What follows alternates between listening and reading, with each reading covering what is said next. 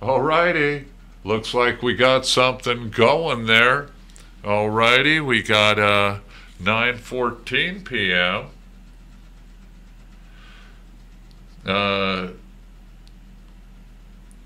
Right clicked, refresh, restored, XSplit. All right. So now we're going to get going with our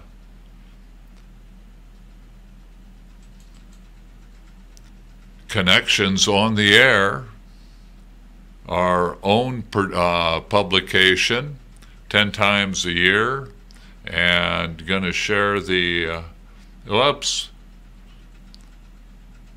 October-November edition with you, about a third of it. And let me get up our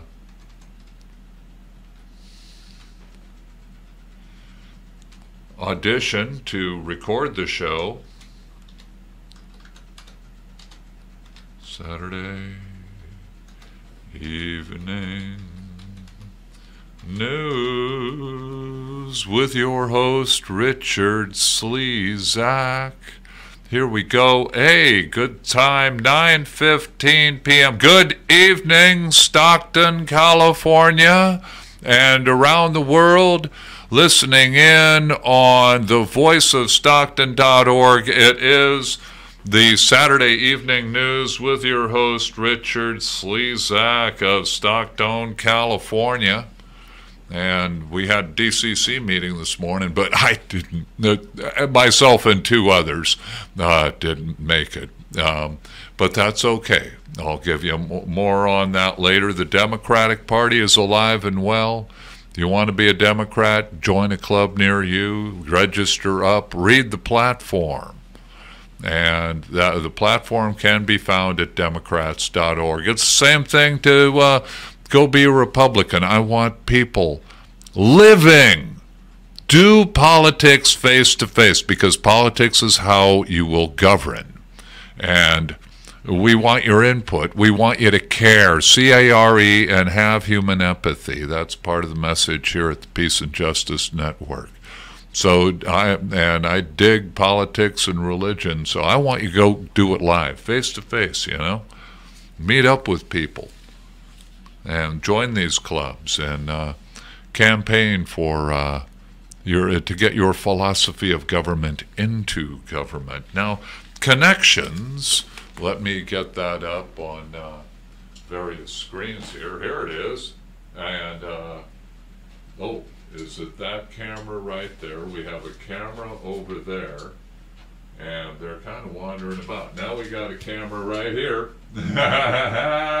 Feel like a fellow on TV, going from camera to camera and having a good time with it. And we're going to do about an hour show, and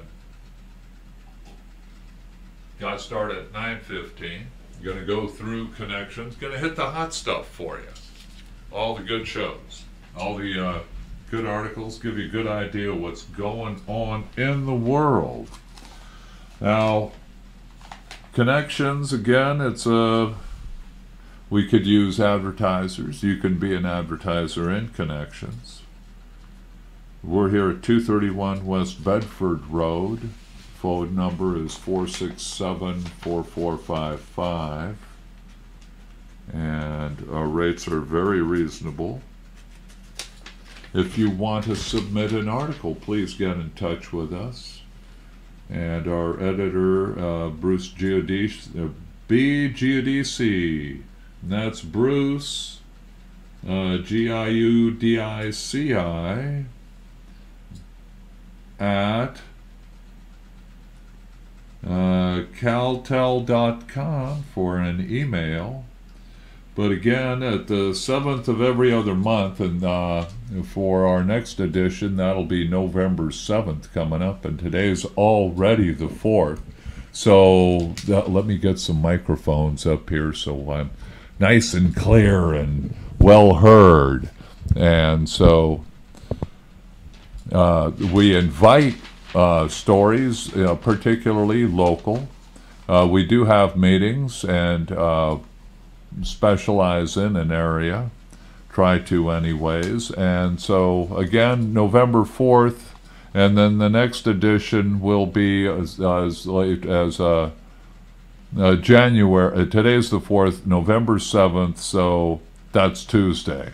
So get in touch with us. We're here at the Peace and Justice Network, 231 West Bedford Road, found online at pjnsjc.org.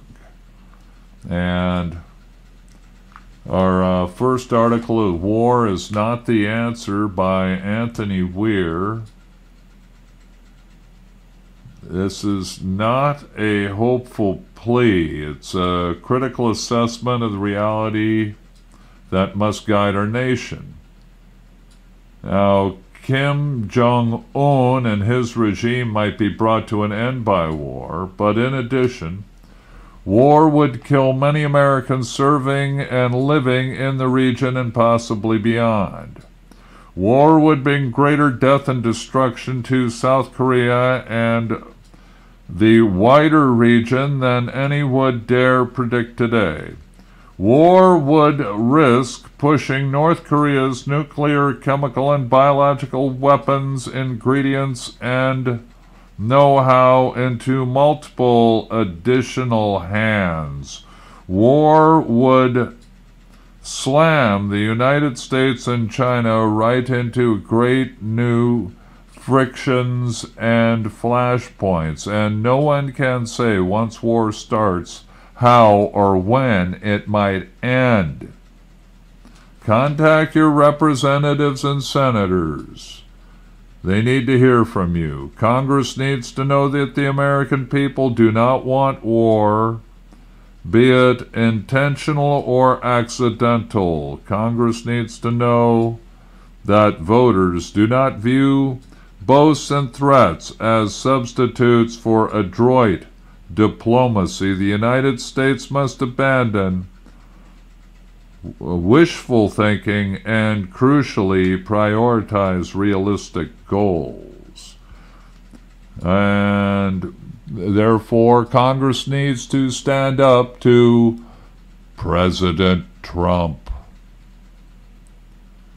As he's got the nuclear codes, Congress alone may authorize war. Congress should pass legislation today reaffirming that the president may not start a war on the Korean Peninsula without explicit authorization from Congress.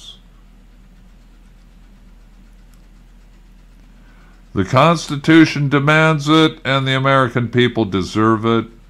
Framers were not immature or short-sighted. They knew that war is dangerous, destructive, and corrosive. They wisely insisted that no one person should have the power to start a war. Their foresight is only more relevant today when the cannon and the sail have given way to thermonuclear warheads and intercontinental ballistic missiles. And to show you that I'm alive and well back here on the camera, here I am. Howdy. Hello.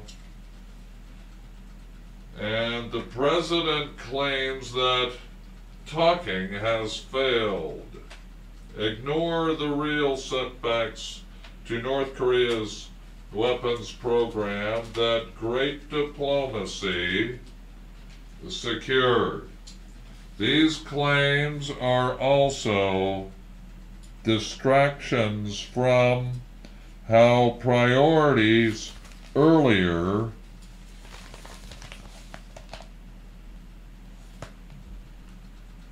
bouts of chest thumping and shows of strength have fared. Congress must demand a strategy for addressing the situation peacefully and they must demand that the Trump administration provides constant updates on its actions.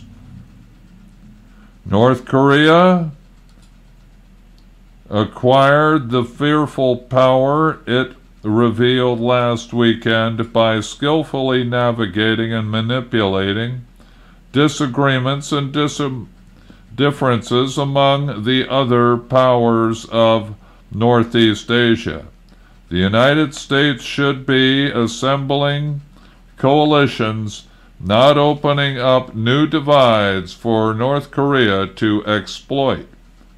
When the Trump administration or some in Congress threatened other countries with us or them embargoes, they risk leaving the United States isolated, wagging its finger at the rest of the world, even as North Korea's capabilities expand.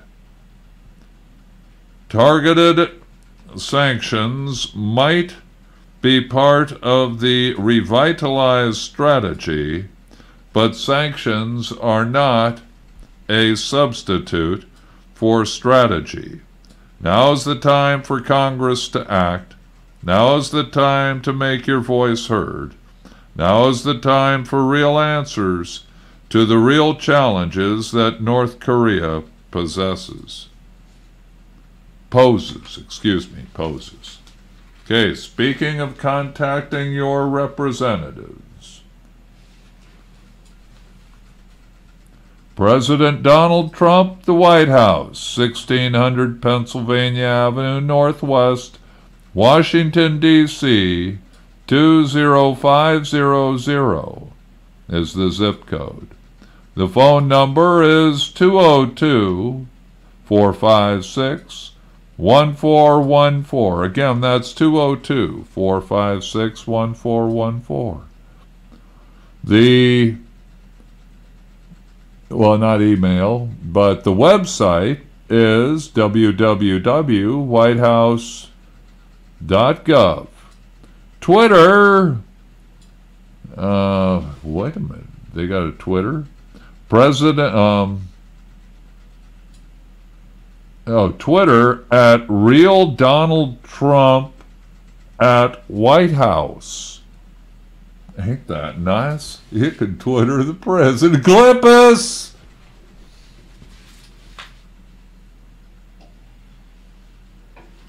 Make sure to keep it on a 4th grade level.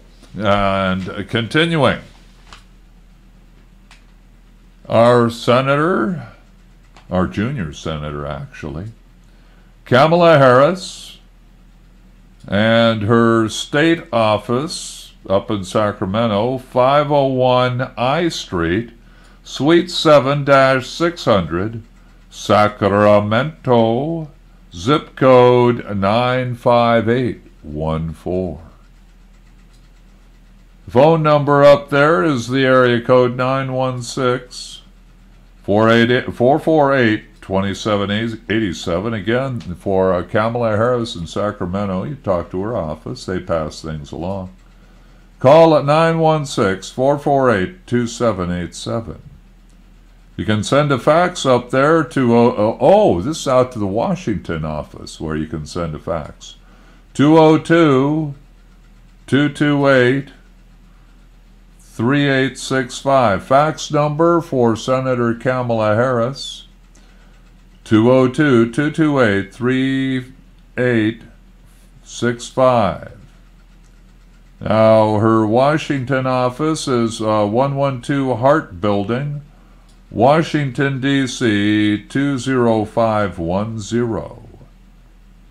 Again, that's 112 Hart Building, Washington, D.C., 20510. Office phone there is at area code 202-224-3553. Come to 231 West Bedford, pick yourself up at Connections. This is in it. And we're going to try to get them around town. And, hey, if you want to walk your neighborhood with a bundle, please come in and pick one up. But we're giving you good faith that you do take those door to door. You can, walk down your block, get all your neighbors on one side of the street, go across the street, get all your neighbors on the other side of the street, and say, hey, it's gratis, good articles, you can wrap your fish in it, you can start a barbecue with it once you're through reading it. Old editions, please. And you can get the Senator online at Senator at Harris.senate.gov. Again, that's Senator at Harris.senate.gov. Twitter is at what the heck? SERI SEN. SEN Kamala Harris. And that's KAMALA. Kamala Harris. Sen Kamala Harris. Pretty much similar. Senator Dianne Feinstein, 1 Post Street, Suite 2450, San Francisco, California, 94104. Senator Feinstein is in the 331 Hart Building, Washington, D.C., 20510. And she's at senator@feinstein.senate.gov. Representative Jerry McNerney. He's Democrat representing the 9th District. As local office is at 2222 Grand Canal Boulevard, Suite 7. And that's right in the circle. He's kind of in the southeast corner, so to speak, of that oval. Actually, there's an oval along there, but it's a half a circle there at the east end. That's here in Stockton, California, 95207. You can give his local office a call in the 209-476-8552. And the Washington office is at 1210 Longworth, HOB, House Office Building, Washington, D.C., 20515. And you can email at info@jerrymcnerney.org, or, yeah, I guess. Also website, jerrymcnerney.org, and Twitter at Rep McNerney. Now, for those of you in the South County and Stanislaus County, no, that's up north of us. South is Jeff Denham. And he's over there at 4701 Sisk Road. That's right at 99. 99 and, way up north. It's up there. It's up there near Salida. Can't think of it's like the third exit heading south on 99 from the county line. And he's in Suite 202. You can give him a call here in 209-579-5458. Again, that's the office phone, local office for Jeff Denham, our U.S. Congressman for the South County and Stanislaus County, in 209-579-5458. Now, he too is in the Longworth House Office Building at 1730 in Washington, D.C. Our governor, Jerry Brown, State Capitol, Sacramento, 95814. Again, that's our governor, Jerry Brown, State Capitol, Sacramento, California, 95814. And our state senator, Kathleen Galgiani, her office is right here in town, 31 East Channel in the state office building. Room 440. She's upstairs. Take the stairs. It's good exercise. And they're well constructed. And she's down there in the 95202 downtown. Now up at the state capitol, she's in room 4082. And our assembly person, Susan Talamantes Eggman, She too is in the state office building, her local office, 31 East Channel Street, room 306. And her phone number is area code 209-948-7479. Again, that's 948-7979. Are we having this much fun? Can I believe what's going on? Are we just to page 2 and it is already 9:34 p.m. Okay, we've been going, okay. Oh, our clock on the wall is going crazy. Okay, no problem. We're just 19 minutes into the show.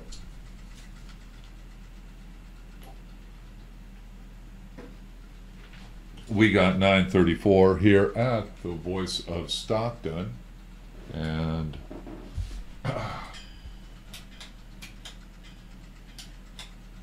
oh, that no longer works. Okay, continuing to march.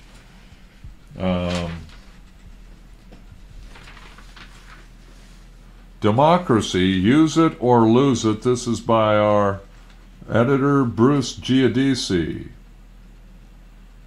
Okay, Russians are Republicans who suppressed voters in 2016. Doesn't matter. The point is that elections in America do not reflect the choices of voters. System is rigged. The Electoral College deliberately skews the vote, giving small states a disproportionate voice in electing the president. The Senate disenfranchises residents of big population states. Within the next 5 years, 70% of our population will live in 15 states, represented by 30 senators. More important is the fact that our remaining 30% of our population will live in 35 states, represented by 70 senators.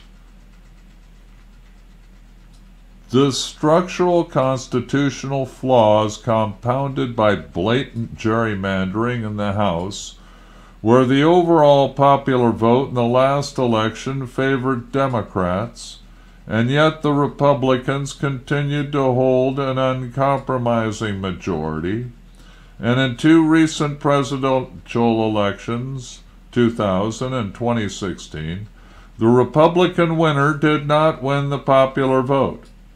Then when we get the process of voting, the injustice expands. Current focus on Russian hacking only reinforces Republican efforts to otherwise suppress the vote among low-income minority potential voters in swing states.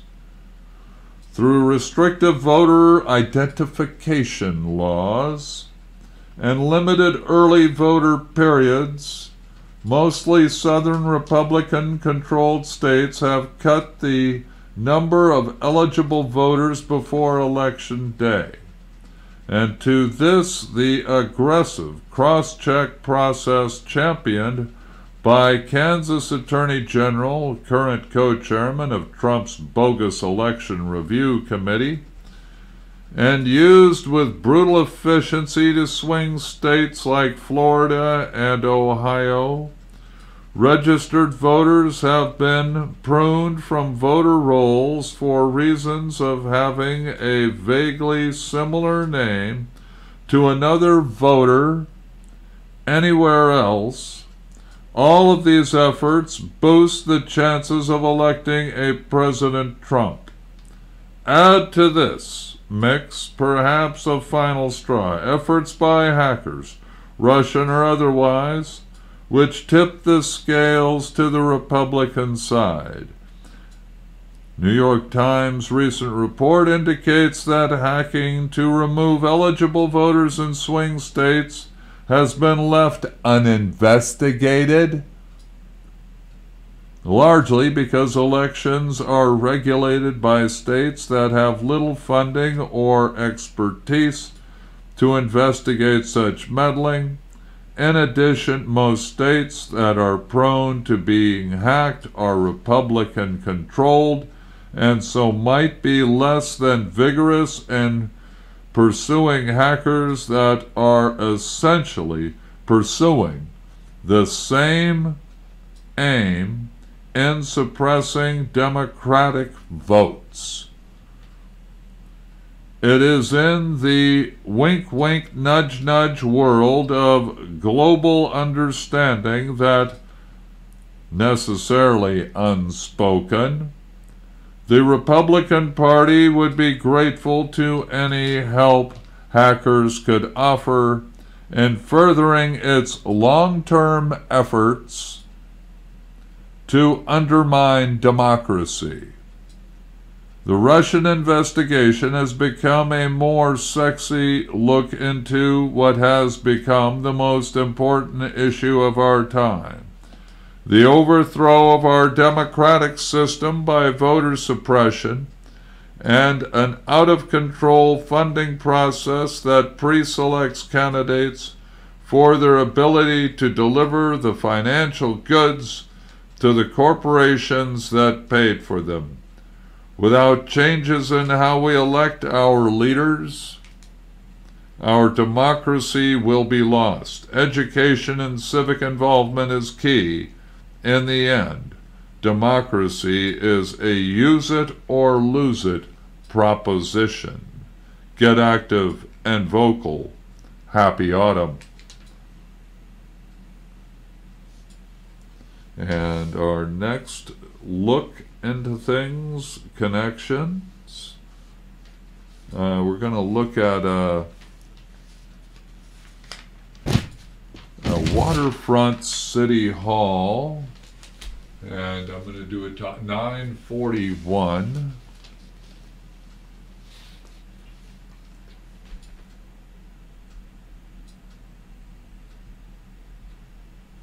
And City of Stockton has agreed to purchase the Twin Towers at 501 and 509 West Weber Avenue along the waterfront for a new city hall. The present city hall was completed in 1926 and suffers from neglect. The pre-bankruptcy plan was to move City Hall to 400 East Main Street, which the city purchased for $35 million, invested millions more in partial preparation to make it the permanent City Hall, and then lost it in the bankruptcy. The city currently leases part of 400 East Main, but it would have had to spend millions more to make it functional as a city hall, all without having an ownership interest in the building. There is no question that Stockton needs to address the current inadequate space. 400 East Main building is a terrible financial deal. Spending millions to complete the refurbishment of a building the city will not own for its unique purposes puts the city in a terrible bargaining position for future lease negotiations. The 400 East Main building is also symbolically terrible. It is an unwelcoming, inaccessible, smoke glass, and stone structure in downtown. Nothing about the building communicates that it is the heart and soul of an open government paid for by local taxpayers. Beyond the absence of free parking, if you want to go upstairs, you have to check in with a guard, show ID, and you better have an appointment. Maybe moving to 501, 509 West Weber Towers is the best solution. Problem is that without a rigorous financial analysis comparing options, it is impossible to say, beyond the financials, what other tangible and intangible impacts will the move have. For example, Sacramento refurbished its historic city hall and built a new complementary structure immediately behind its where residents go to conduct the necessary city-related business. Could Stockton do the same on the land it owns immediately behind its existing city hall? How much would that cost? What are the benefits and burdens of doing so? What would have been the value of keeping City Hall at its historic current location and consolidating other city services adjacent in space specifically designed for serving the public? Is there a way to add value to existing location by creating greater connectivity between City Hall and Stockton's waterfront? What happens now to the area around existing City Hall? When local government moves, will blight take over? Will the city be creating a liability that is greater than the cost of staying? Until these and other questions are answered and explained to the public, a fast move seems unwarranted. Moving City Hall to the towers on the west side of the waterfront warehouse, the south side of the waterfront, should have a positive impact on the lunchtime crowds at eateries in the waterfront, but expecting other economic revival just by having city staff there is a pipe dream. City workers, like everyone else, leave at 5 p.m. There is no reason to expect economic activity to be substantially impacted by the move. Look to Sacramento, where the K Street Mall languished for years in the shadow of the state capitol, and all those offices hosting state workers.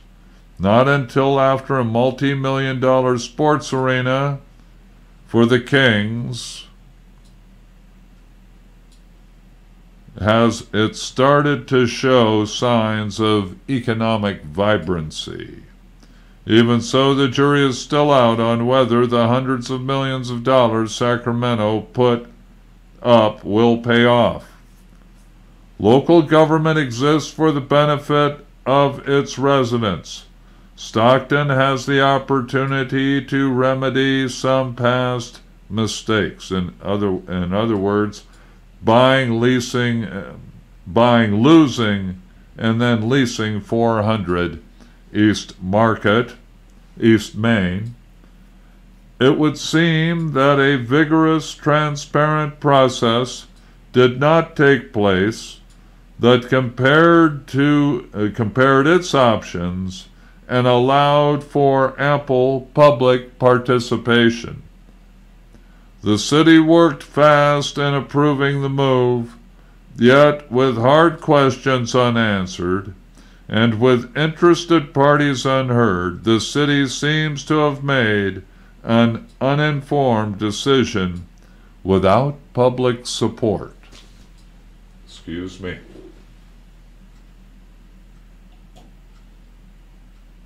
Alrighty. Let's take a time check here.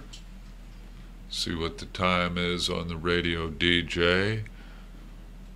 Looks to be 9:48 p.m. It corresponds with the audition. So we're doing fine. Seem to be Facebooking and YouTubing well as well. Okay, continue to march.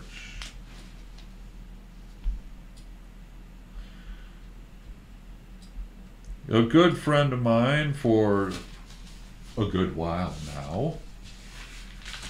As you can see by my gray hair, I wasn't born yesterday. Is Julie Schartz.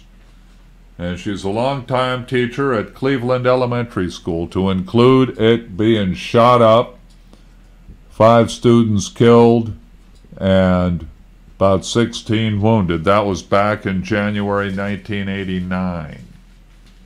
And Julie has been active in the regulation of firearms, getting firearms registered, anything to reduce gun violence. She has seen its effects firsthand. California continues to lead the nation with strong gun safety legislation. Voters passed Prop 63 in November. The initiative was weighty but necessary. It included background checks for ammunition purchases, a restriction on the possession of magazines that hold more than 10 rounds, a requirement to report lost or stolen firearms, new legal procedures for confiscating guns from those prohibited from owning them, and a mandate to share state information with the FBI. There's no resting on past success when it comes to gun violence prevention. In 2003, Congress restricted access to some gun violence statistics and denied funding for gun violence research. Since then, it has been difficult, if not impossible, for academic researchers to analyze gun violence data, to inform public recommendations, to improve public health and safety. The past year, the California Firearm Violence Research Center, current legislation expected to go to Governor Brown's desk for his signature, includes Senate Bill 536. The bill would direct the California Department of Justice to provide information gleaned from gun violence restraining orders to researchers affiliated with the University of California's Firearm Violence Research Center, as well as other authorized academic researchers. Other important gun violence prevention bills headed to the governor's desk are Assembly Bill 785, and that's Disarm Hate, which would prohibit those convicted of a hate crime from possessing a firearm within 10 years of the conviction, and Senate Bill 464, which requires dealers to store their firearms more securely to prevent crash and grab. Congressional bills that would compromise California's strong gun laws are still looming. Those which would impact the most on California are House HR, that's House of Representatives, Bill 38, Concealed Carry Reciprocity Act of 2017, and Senate Bill, that's just S446. These bills would force each state to recognize the concealed carry laws of every other state. It is important to note that both California Police Chiefs Association and State Sheriffs Association oppose House of Representatives Bill 38. And reading about these challenges to public safety alarms you, if reading about them. If you want to show support for pending California legislation, there are actions you can take. Express your concerns by phoning or emailing your representatives. and that includes info for your representatives.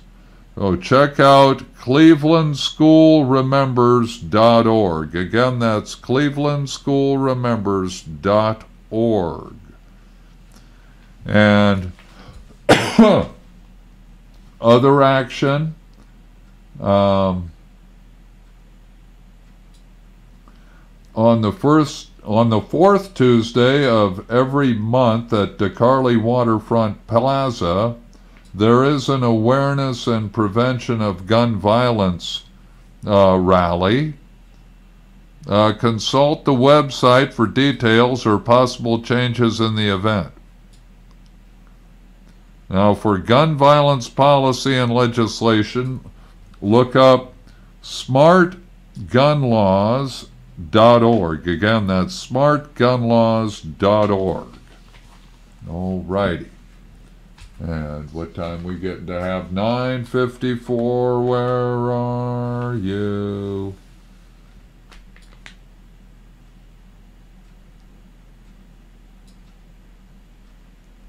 And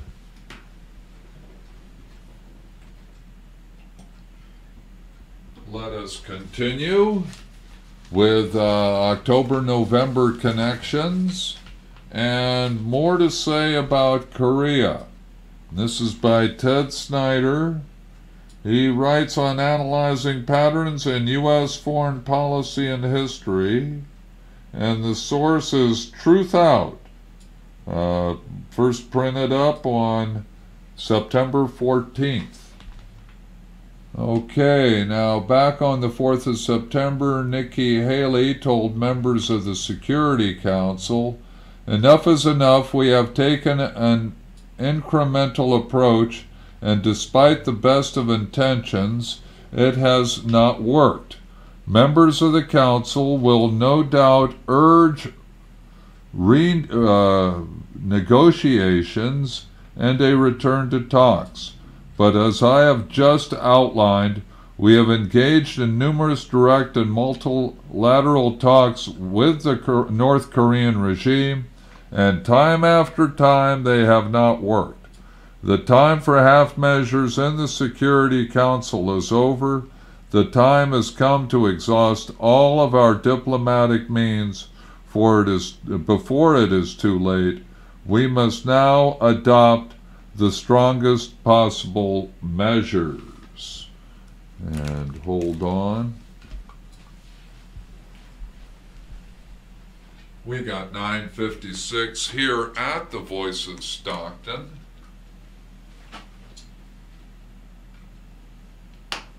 And we're just breaking for a moment.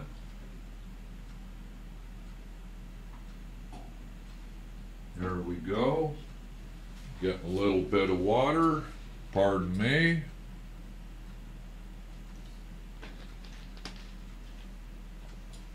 We're on 5 things no one wants to say about Korea. Let me adjust up these microphones a tad.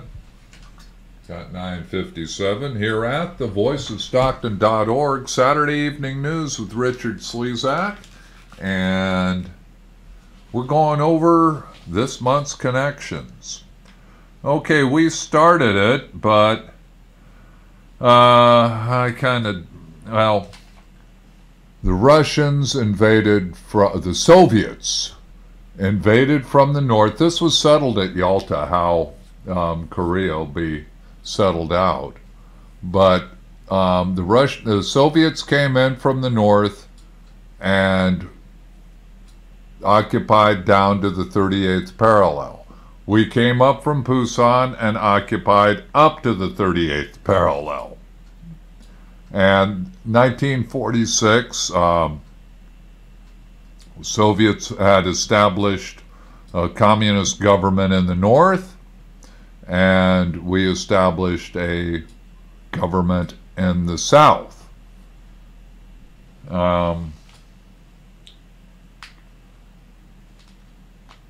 Fire and fury like the world has not seen was spoken back in August by the great Donald Trump.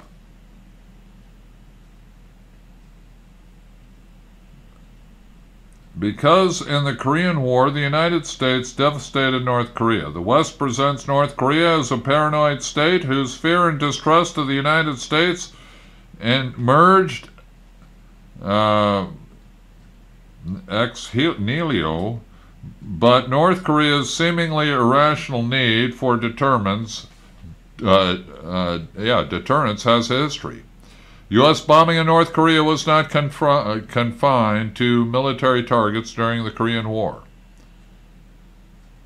The U.S. dropped 635,000 tons of bombs on North Korea. These included explosives and chemicals and, well, napalm. Cities were obliterated. Pyongyang was destroyed. Every installation, factory, city, and village over thousands of square miles of North Korea was bombed to oblivion. It's mainly, they also bombed hydroelectric and irrigation dams. These were mainly B-29s that did most of the bombing back then. Flooding on farms and drowning of crops occurred. The U.S. even gave serious consideration to dropping atomic bombs on North Korea. General Curtis LeMay, head of the Strategic Air Command during the Korean War, said the U.S. bombs killed 20% of the entire population of North Korea. With 8 to 9 million Koreans killed, that was 1950 through 1953. Oh, excuse me. Polk says that practically no families alive in Korea today are without a close relative who perished. North Korea's desire for deterrent in a slightly more nuanced focus.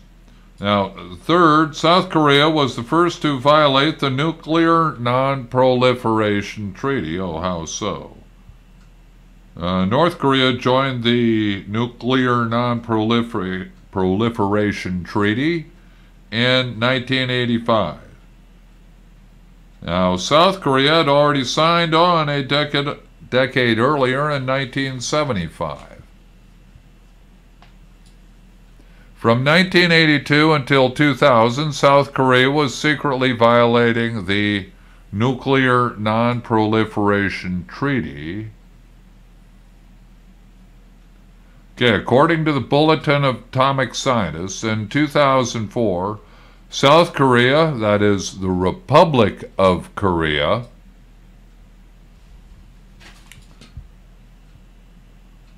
admitted to the International Atomic Energy Agency that South Korean scientists had secretly been enriching uranium. In the early 1970s, fearing the effect of U.S. reduction of forces in South Korea, the Weapons Exploitation Committee of the Republic of Korea made the decision to begin developing nuclear weapons.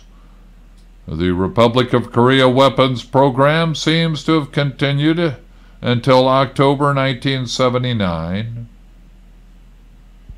when South Korea confessed to include secret activities that began in 1979 and continued through 1987.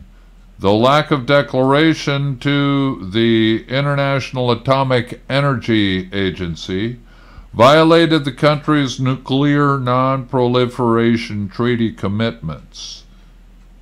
The International Atomic Energy Agency, they should have that listed in here, but I haven't seen it, says that non-declared activity was conducted over a 20-year period. While it is not known for certain that the scientists were working with high-level approval, the scientists were working in the government-funded Korea Atomic Energy Research Institute. Now, point 4 is diplomacy does work. North Korea, time after time, has proven very effective. According to the Arms Control Association, the United States has engaged in 2 major diplomatic efforts with North Korea over their nuclear program. The first was the agreed framework of 1994. That agreement led to North Korea freezing and agreeing to eventually eliminate its nuclear weapons program. They also agreed to allow special inspections by the IAEA to verify their compliance with the agreement. In return, North Korea was to receive 2 light water reactors and supplies of heavy fuel oil. Time for a time check here. And it is 10:04 p.m. You are webtuned to thevoiceofstockton.org. It's Connections Evening here on the Saturday Evening News, October-November editions. And again, we got 10:05 p.m. And we're kind of in the home stretch, going till 10:15.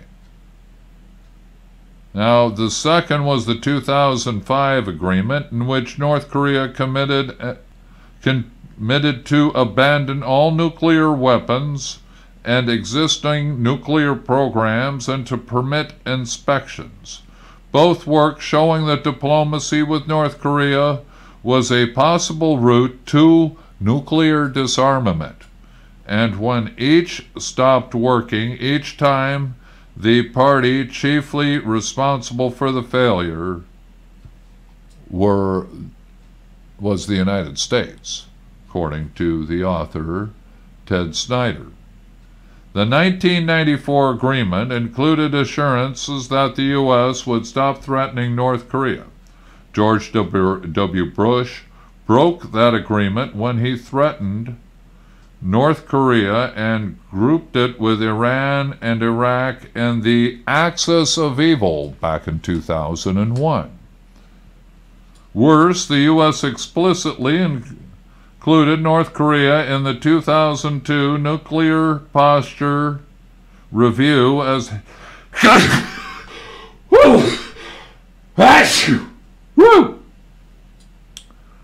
the U.S. should be prepared to use a nuclear bomb on. It was only then that North Korea restarted its weapons program. Now, the reason a nuclear bomb would be used for penetration into some of their bunkers where they have their production facilities or assembly facilities, rocket, ballistic missile storage, and munition storage. The trouble with using nuclear weapons as penetrators is they kick up thousands of tons of highly radioactive dust. We know that from various atmospheric tests as well as subterranean tests that vented.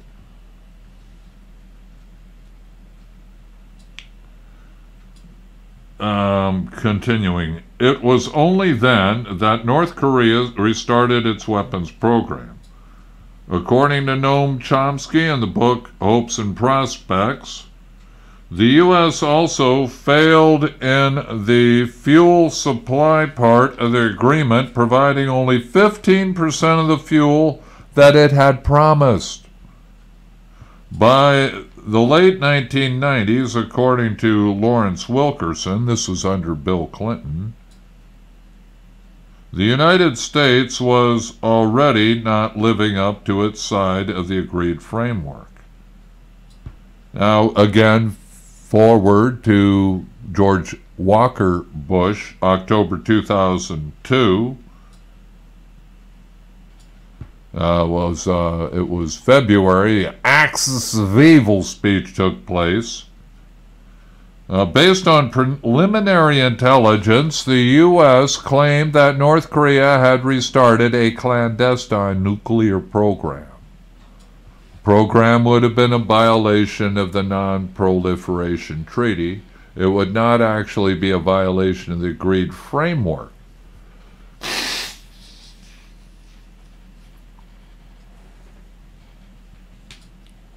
Despite American claims that North Korea admitted to the program, North Korea has consistently denied that it ever made such an admission. Rather than following up on preliminary intelligence with North Korea or pursuing a solution through continuing diplomacy, the Bush administration used the preliminary intelligence as an excuse to kill the agreement. Now, they lacked a commitment to the agreed framework. That was done under Clinton. It ain't no good. Automatically ain't no good. We'll go the other direction and see if that works. Alrighty. They did. In a stunning admission, the Undersecretary of State for Arms Control and International Security Affairs, John Bolton, called the preliminary intelligence the hammer I had been looking for to shatter the agreed framework. Now, similarly to the 1994 agreement, the 2005 agreement committed the U.S. to stop threatening to attack North Korea, to move towards normalization of relations, and to continue planning of a light water reactor that could produce fuel but not weapons. They produce electricity. 90% of them are by weight is U-235, and 10% by weight is U-238, or the reverse of that. It's one is the 238 is highly radioactive. The 235 isn't as much so, but that's the old term for that was an atomic stockpile. Now, a light water reactor is smaller than these gigawatt reactors, so that's what we're dealing with here. Okay, Noam Chomsky again lays blame for diplomacy's failure on the U.S. President Bush broke his light water reactor promise and undertook economic warfare on North Korea. Fast forward now to 2017, Donald Trump says that diplomacy with North Korea has been weak and ineffective. History shows the opposite. Now, point 5, North Korea is willing to give up its nuclear deterrent if there is no longer a need for a deterrent. What is never said, though, that's not what they said. North Korea's deputy ambassador, Kim In-young, recently put it this way: as long as the U.S. hostile policy and nuclear threat continue, the Democratic People's Republic of Korea, no matter who may say what, will never place its self-defensive nuclear deterrence on the negotiating table, end quote. The conditional changes everything. North Korea is not saying it will never negotiate over its nuclear program. It is saying it will not negotiate a deterrent until there are guarantees that they no longer need the deterrent. That's different, and that's never said. It's okay, the North Koreans are not fabricating the threat. It was the U.S. that broke the armistice agreement that permitted no new weapons, including nuclear and other advanced weapons. to be brought onto the Korean Peninsula. January 58, the U.S. placed nuclear-tipped missiles in South Korea. It was not until September 91 that the U.S. removed approximately 100 nuclear weapons from South Korea. It was the U.S. and South Korea that broke the weapons clause of the Armistice Agreement and introduced nuclear weapons on the peninsula. That nuclear threat stared at North Korea for 33 years. North Korea's had initiative to take the lead on the conditional formulation of the offer. 2004 Obama administration rejected the North Korean offer to freeze missile testing if the U.S. freezes the threatening joint military exercises it holds with the Republic of Korea. The same offer was made and the same offer rejected in January 2015. Before North Korea is dismissed as an irrational regime that is incapable of negotiation and unwilling to negotiate, and before that conclusion is used to justify war as the only path to limiting North Korea's nuclear program, these 5 historical points need to be clearly stated and considered. Thank you very much. Thanks for listening. That's it for the Saturday evening news for November 4th. This has been our first view into connections, October, November 2017. And sure do thank you for listening. Tune in tomorrow night. Now, we have numerous shows on Mondays through Sundays, and tomorrow night's one of my favorites, the Sunday Night Islam show, here on The Voice of Stockton. So, I will bid you adieu. Thank you for listening in. Alrighty, we're continuing live, and I'm just going to shift it over now to the radio DJ for some station identifications. And may as well go over to play. Bam. Want to talk politics? Tune in every Sunday at 5 p.m. as Don Mazuski and Dustin Brakebill give you the latest Facebook news. And alongside YouTube. Our analyst, Thanks for and got a number of computers here, and sure, I'd be happy to. Thanks for tuning in, folks. The Third City Podcast is a production of Third City Coalition. In our